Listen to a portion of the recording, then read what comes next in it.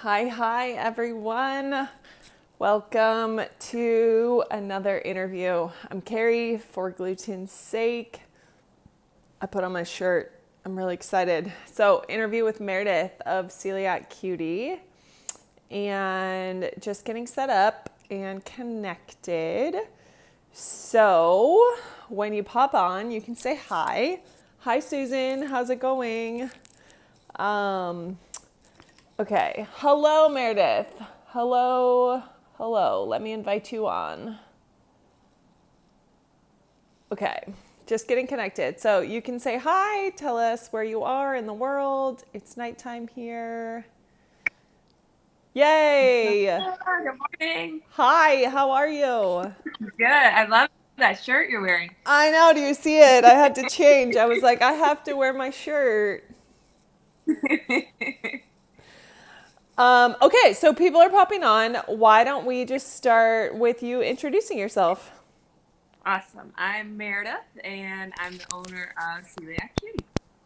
Awesome. And tell us a bit about what you're up to with Celiac Cutie and what you're about. So, Celiac Cutie is all about making people smile, making you feel like celiac or allergies or any of the other things that you're dealing with.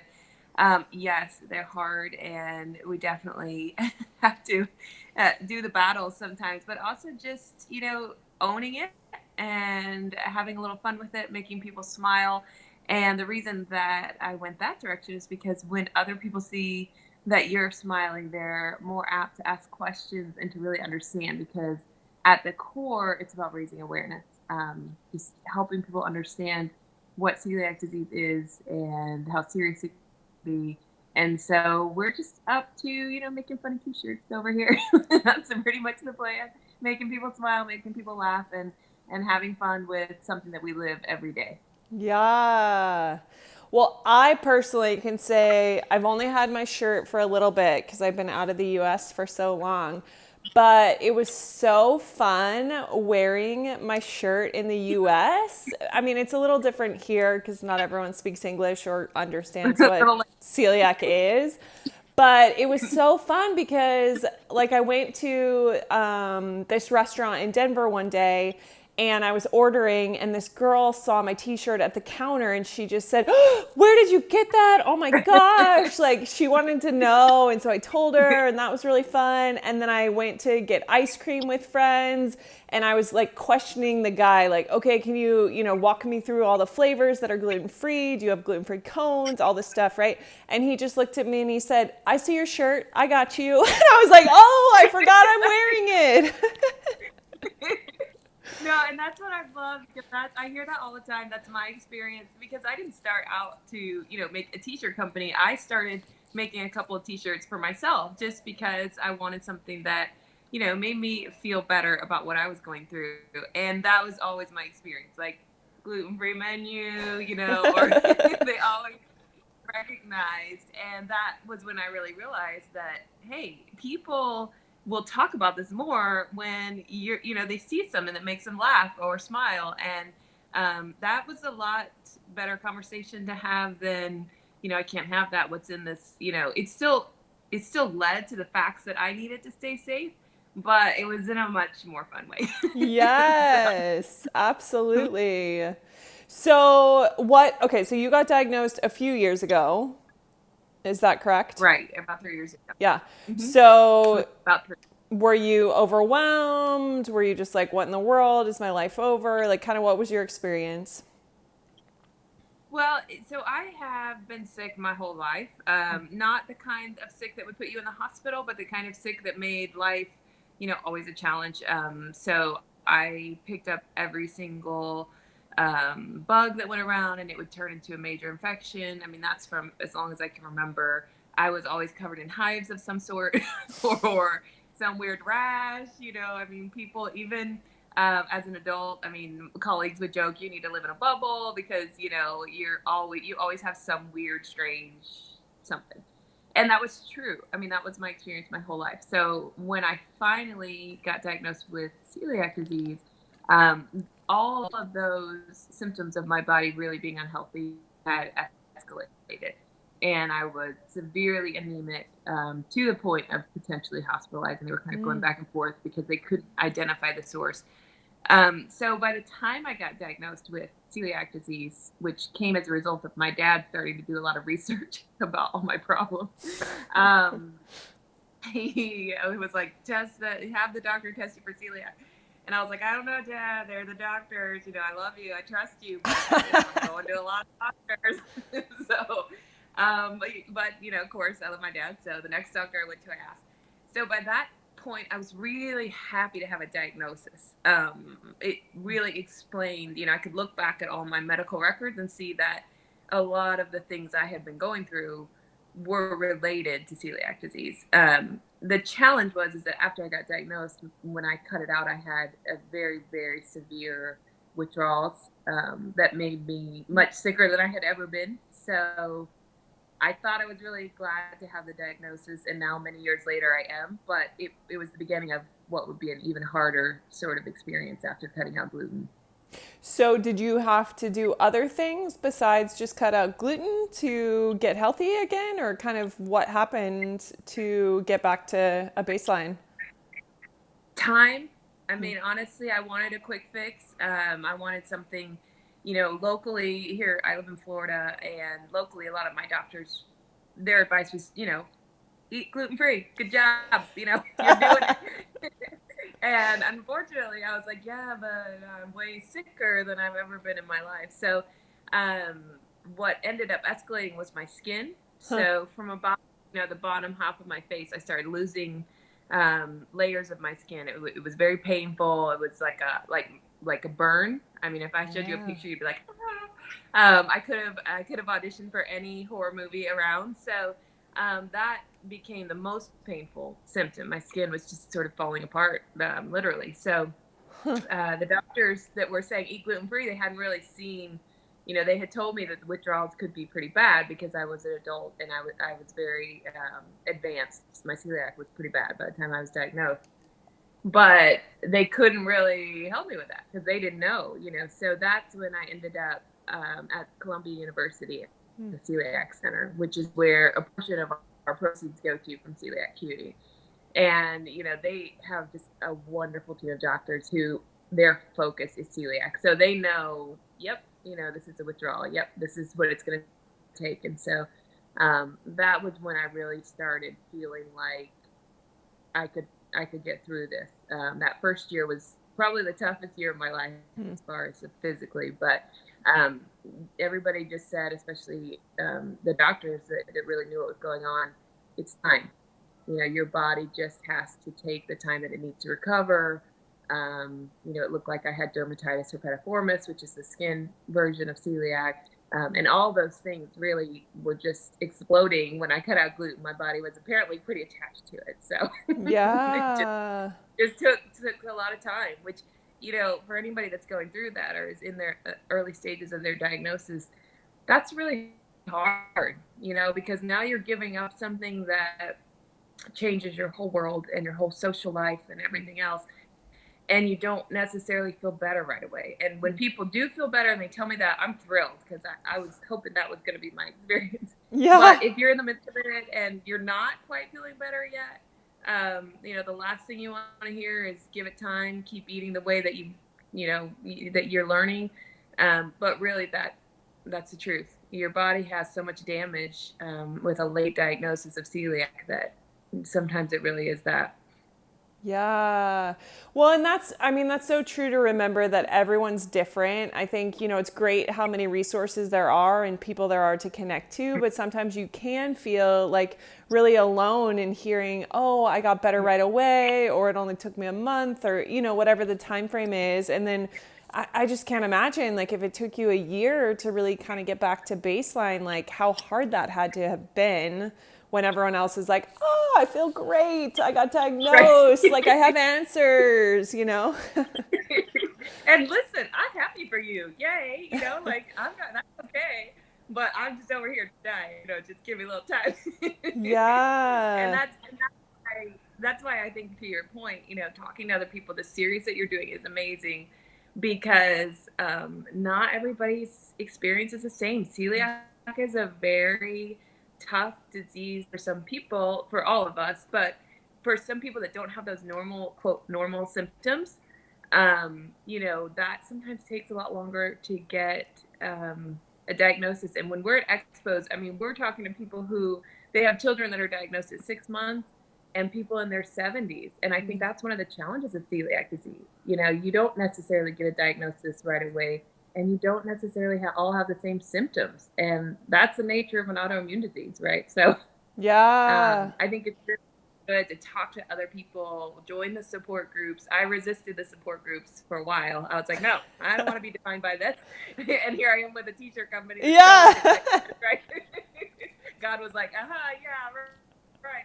But no, I think it's join that. You're going to need it. It's not, even if you had a diagnosis and your symptoms went away day one, there's still challenges of going to the restaurant or having to explain it to people. I see a lot of people talk about dating. There's gonna be things that would be nice to talk to somebody that understands. Yes, because the reality is like those people in our lives can do their best to be accommodating to us, but like they just don't fully understand what it's like to be in your body. They just don't. Exactly. Exactly. Yeah, for sure. And they try. I Yeah. appreciate that. Yeah, yeah, exactly. And not to dismiss, because I'm so appreciative. Like, we need those people too, right? Like, we need those Yeah. people that can say something when you're at the restaurant and you're just like on the verge of tears and you can't say anything because you're so hungry and frustrated. Like, we need those people that are like outside of us. But it's like Yes. you also need those people that understand what that moment feels like when you are in those tears. Right. Exactly. No, and that's so true because, I was somebody when I first got diagnosed that I would not want to tell, like, I need this menu, I need this, I need that. I was already a vegetarian by choice. And so I felt like now adding another restriction, um, not that anybody was outright rude to me, maybe a couple, but you could tell it's like, oh, here we go. The lady that has to eat this and that and whatever. And I, really hesitated to tell the wait staff or the, people. And I travel a lot for work, so eating at home is not always an option. And having somebody, if you're on the support crew, having somebody say, "Hey, she has celiac. Can we grab a menu?" My fiance is great about that. My family is great about that. And at first, I just felt kind of like overwhelmed by that. Like now I was needing help, and it's really not about that. I don't need help. I can ask for the menu, but just having somebody that has your back in, whether or not they fully understand whether they have celiac or not. Like if you're on the support crew, that really helps. That really helps me, feel like I don't always have to be the one to raise my hand and say, "Hey, I got this thing going on," So, and we talked to a lot of what I call the support crew at the expos. The family members that are coming out, the husbands and wives, and the people who somebody may be looking at a T-shirt, and she's like, "I really want it, but I don't know." And that person that comes in is like, "You're getting this T-shirt. You deserve this T-shirt," And they just light up because it's that advocate for you. It's that person that's in your corner, and no matter what you're dealing with, celiac or not, it's always nice to have those people in your corner. So. I think people that understand joining a support group, talking to people, understand following people like you who are out there and telling us about it. And then also the people that may not understand, but they'll always be on your side. It really helped me a lot and continues to help me a lot. Absolutely. I couldn't agree more. And I mean, you get to hear stories all day long, right? Like that's a lot of what you get to Right. do, which like this, Mhm. doing this interview series has been one of my favorite things I've done since I started like my Instagram, my website, just everything because everyone has such a different perspective and such a unique Yeah. set of experiences that they can share and resources that they can share with other people, right? Like from, I keep kind of like recapping, but it's like, oh, I interviewed Coral, who is really good with resources and has Love kids. Coral. Coral's so great. And she So, was so great. talking about like when a babysitter comes to her house of the things she does to prep a babysitter. Like, that's not on my radar. I don't have 4 kids. Like, no. But for like all the moms that are listening, like, that's an awesome thing to think about. Right. And so Right. it's No, so great to like so true. hear everyone's perspective of what they're dealing with because of their other factors in their lives that, we're just kind of in our lane of what we have going on. Right. And it's nice to know that when you like need to, have a question. I mean, I get see all the time, people ask about products, did you change your face, makeup, hair, and that was a really big question for me because again, my skin was really being impacted. It was falling off, and I'm thinking, is this related to celiac? I didn't have this before. I was diagnosed and cut it out. And knowing that people are out there blogging about that, sharing about that, just the same as kids, or even, I have dogs, dog food, am I going to see the dust from that? What do I do? And those aren't questions that I found you can really call your doctor and be like, hey, like, I know it's Saturday, but I'm kind of curious about this. That's not their job, right? Their job is to say, you have this, now go and, do the best you can. And that is so helpful in our communities. And whether it's a Facebook group, whether it's an expo, just to talk to other people who have walked that road. And I always am so grateful for people that take the time to really explain, oh, I've done this and it really worked, or I changed all my makeup. I don't understand it because they're telling me that shouldn't impact it, but it really worked. So I think this community is probably one of the biggest helps to me getting through my normal life. Yeah. Um, because people are so open about their experience. And like you said, everybody has a unique experience. Exactly. Well, and like a dog, right? Like I also am not a pet owner and I forget who I was talking to, but we were talking about that. It's like you have to think about what you feed your dog. Like some people Right. don't talk about that. And so if you're newly diagnosed and you're like, okay, I'm 100% gluten free, maybe, I'm like watching all these other things of the products I'm using, and then you're still not getting better, like maybe your dog is licking you and you're still feeding it food with gluten in it. Like Exactly.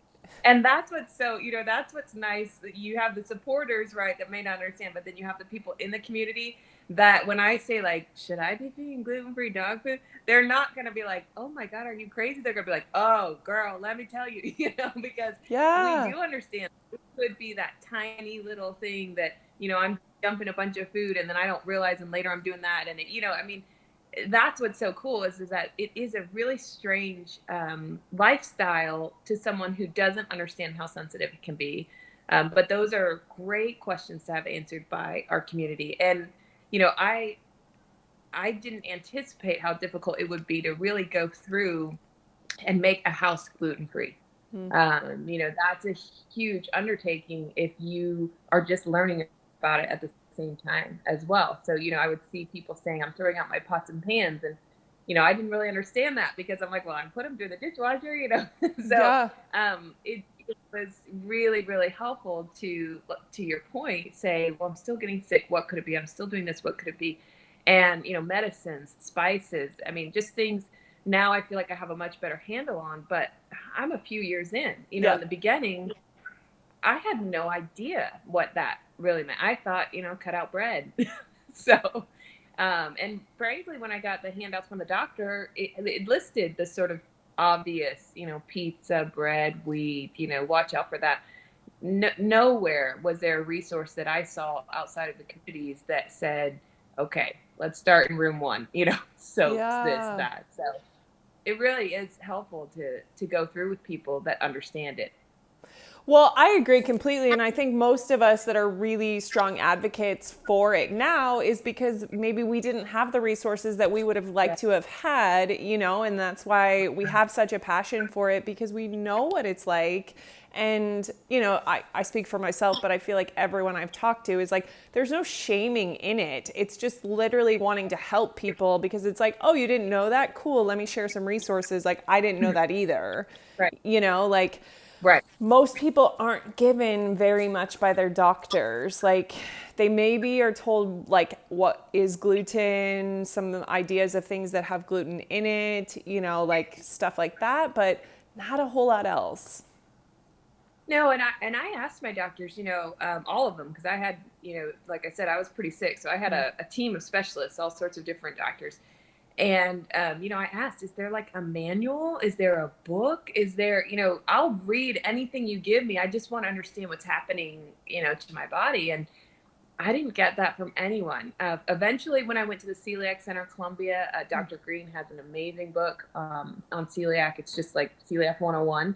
But I was a year and a half in by then. I mean, I really think that that is probably the most difficult part of celiac is when you feel really alone, overwhelmed. You may or may not be getting better right away, and you can ask all the quote experts, but you're not getting anything. And that's when you turn to the community, in my opinion, because there's so much more there from experience than you can get from just the diagnosis alone. I agree completely. And I've interviewed a few dietitians, which have been awesome conversations. Just super happy to know them now and like have more in-depth resources available, or if people have questions that come to me that I'm like, oh, hey, talk to Taylor or talk to Meg, like just people that I've had really great conversations with around how they work with clients and like everything from they do like mock like going out to eat and pretending like you're going out to eat together and like practice. Awesome. I'm just like, that is amazing, right? Like, I would have loved to have somebody do that with me when I got diagnosed. Like, it's Mm-hmm. so anxiety provoking to go out to eat for the first handful of times, if not for a while, until you have a handle on like what to ask, where can you trust, like your confidence level too, because especially like so many people I've been talking to that maybe aren't used to advocating for themselves. They're shy, they feel bad, like just all the things that come up, of just maybe your personality or whatever. And then all of a sudden it's like, okay, hey, you have to advocate for this disease that you now have. And you're like, but I don't want to. Yeah. No, that's so true. I mean, the grocery store to me, like, not even that long ago, I was in the grocery store trying to find a new spice because I was doing another elimination diet to try and get a hold of feeling better. And I was on the spice aisle and I was looking at like every spice. And some of the spices had the same ingredients, but they did say gluten free, but these weren't. And I was getting so overwhelmed. And I legit was standing in the aisle, like I'm an adult woman who's been grocery shopping for quite some time, and just called my fiance and I was like, I can't buy spice. Like, I don't know what I'm gonna do. I'm so tired of foil fish, and whatever. And of course he talked me down the ledge. He's like, we're gonna, we'll check. And what was cool is that his response was, um, let's check some of the apps that you have. Let me jump on, some blogs that we follow. Let me, to say, like, remember, there's resources here. We know we use them all the time. He's got all the apps downloaded on his phone too, And it was just that moment of being reminded, like, it's okay. Sometimes you don't know what to do, but you can turn back to those resources. And it was, I don't even remember if I actually left that day with a spice or not, but it was, I felt a lot better by the end of the day. But it's those restaurants, the grocery shopping, the parties. That's why we do honestly a lot of holiday shirts. Is because it's a good way for people to show up to a family event to people that you may not see, on a regular basis. They may not be your intimate circle of a sister or brother. They may be the aunts, the uncles, the cousins. To show up and have something cute and funny, but also that reminder at a potluck or a party, I've gotta pay attention. And so, yeah, I want those nutritionists that walk you through. That sounds amazing. That's Right? awesome. I think we all needed that and most of us didn't get that. Mm-hmm. And so that's why Yeah. I love Instagram cuz like Instagram didn't exist when I got diagnosed and like it wasn't a thing. And thankfully I knew like one or two people that were gluten free and like had an understanding of celiac, but most people like I don't know, who do they turn to if they don't have a doctor or a dietitian to help them unless you have a relative or someone in your life, you know? Right. And a lot of those options, what I found is a lot of those options are kind of expensive too. To go to New York was a lot of my savings, and I didn't really intend to spend my savings on my health. I mean, that wasn't something I had contemplated. So I was very fortunate to even have that option. But there were a lot of times where I would have loved to go see, or talk to a dietitian across the country that was supposed to be an expert, or those resources. They're wonderful, but they're not inexpensive. So for a lot of us who really want the answers or really want to find out about our health, but we don't have an endless, bank account to do it. Really, like you said, Instagram, bloggers, Facebook groups. I mean, they're lifesavers, and they may not have always the medical backing, so you have to just sort of do your own homework. But they've lived it, and there's Yeah.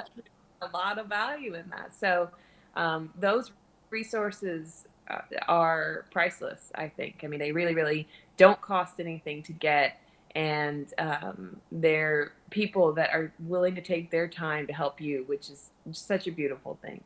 Yes, I couldn't agree more. Like, I'm so thankful for all the connections I've made. I feel like, people have helped me out in ways that, like, the things I didn't know. I mean, there's still stuff I'm learning, and I'm like 8 years into the journey. I mean, in some ways I feel like I know things like the back of my hand. And then other times I'm like, oh, hadn't thought about that. Like, I don't know if you know Erin Smith, gluten free globetrotter, but I was interviewing Erin the other day, and she said it wasn't her, but we were having a conversation around.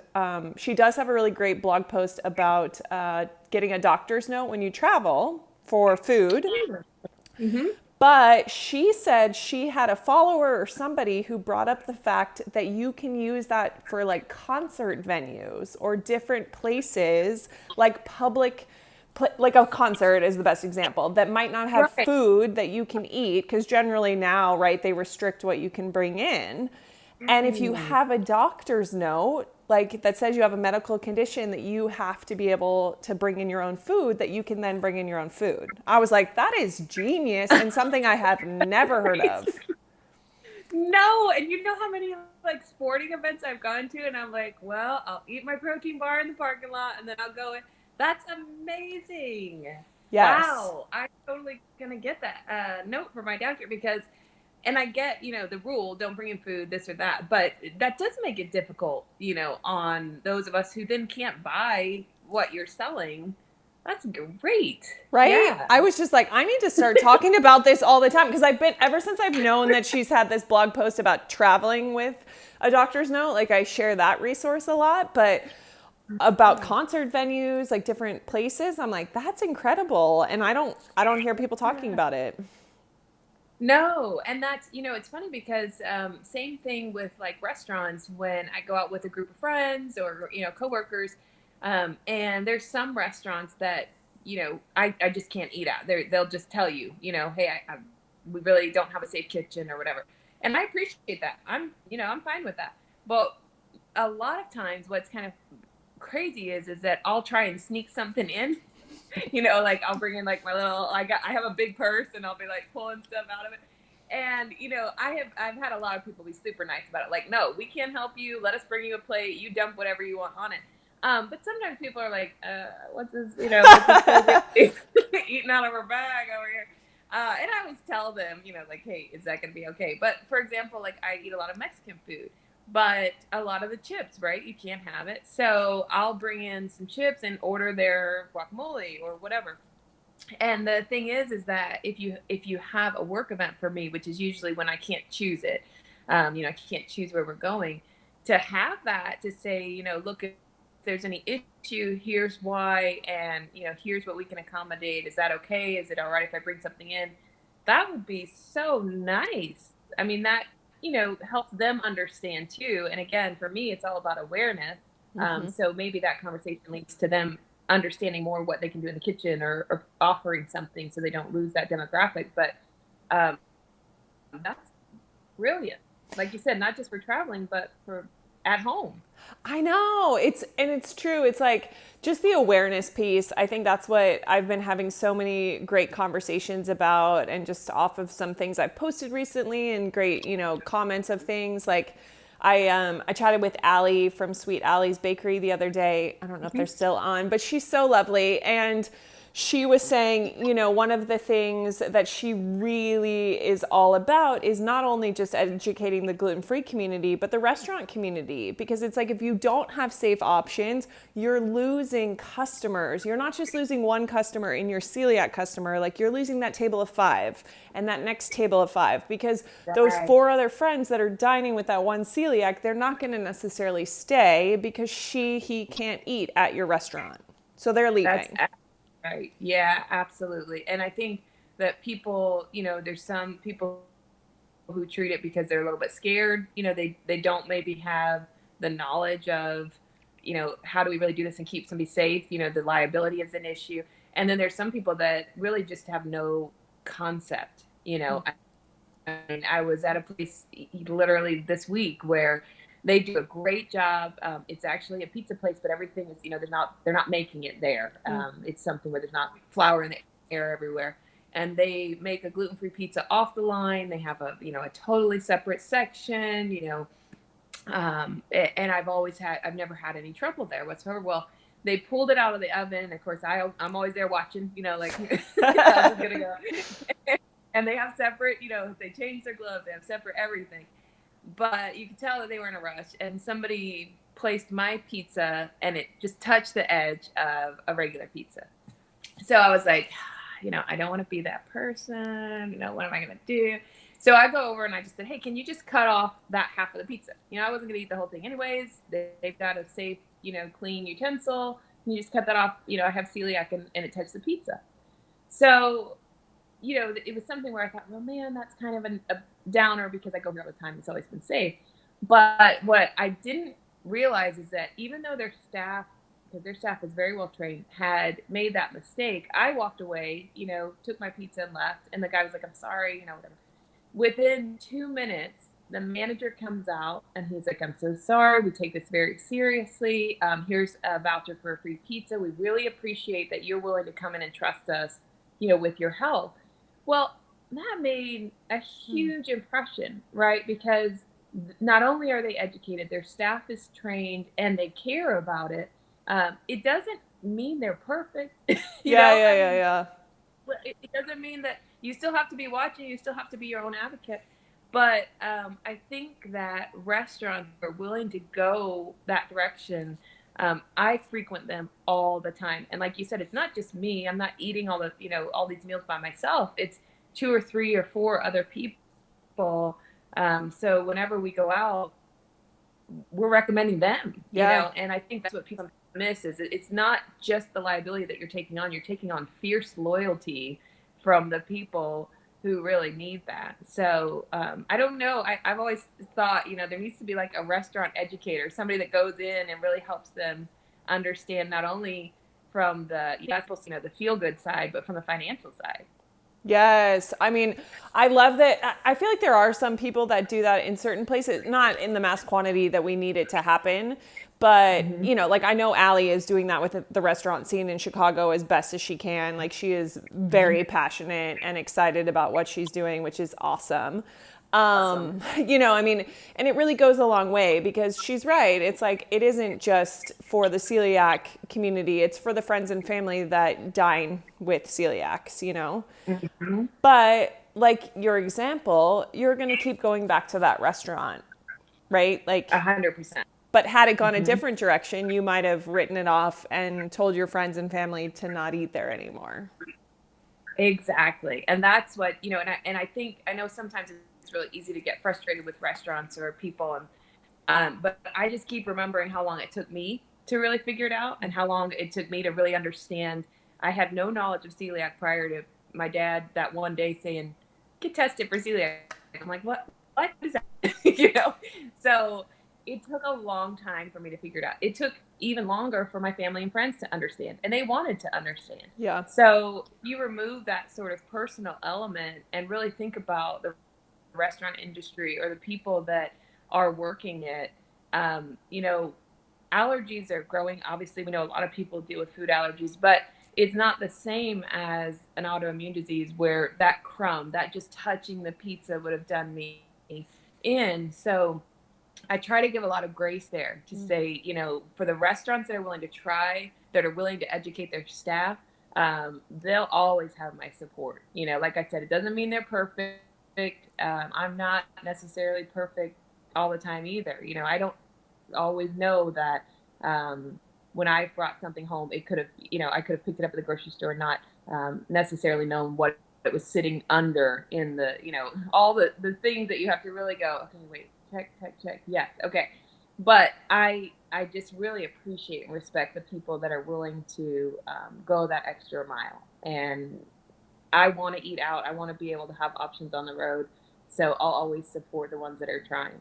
And I think the more that there's value for them in doing that, not only in loyalty, but again, their business, you know, they have to have our support to make it make it worthwhile. Um, that's awesome. I appreciate that. I completely agree. That's so great. So, sorry, trying to read comments, but I haven't done a I great know. job. I'm I like, know. I'm sorry, people, we love you all. I know. Everybody's going to comment, but I'm trying to read it and look. Um, so, do you have any expos, travel? Where can people find you in the upcoming months? So we have a couple. We just participated in some expos, but I am actually on a mini hiatus this season, which I have not done since we started Celiac Cutie. But I am getting married in a couple of months, and so traveling was a little bit hard to do with all that's going on. But we are always online, celiaccutie.com. We're looking to have a new shirt out very quickly, which is I'm really excited about. So we are always busy and always active on social media, and then hopefully in the fall can pick back up on some of the expos. I love going to the expos. The people that come with me love going to expos because it's really connecting with that community in Yeah. person. You know, it's hearing the stories in person, which is really cool. But always online. And thank you. Congratulations. Someone said thank you. So yeah, he's always been my supporter from the very beginning. So if he's willing to eat out with me all the time, I figured he's a keeper. I like it. Good, good. But yeah, Um, always online and looking forward to getting on the Echo Trail in the fall again. okay, and your website is, well, I know you can just CeliacCutie.com. Yeah. celiaccuttie.com and then Instagram, Facebook. What's your favorite social media?